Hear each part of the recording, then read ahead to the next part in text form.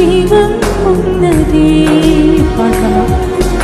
మాటే చాలయ్యా యేసు నాకు, నీ మాటలోనే జీవం ఉన్నది.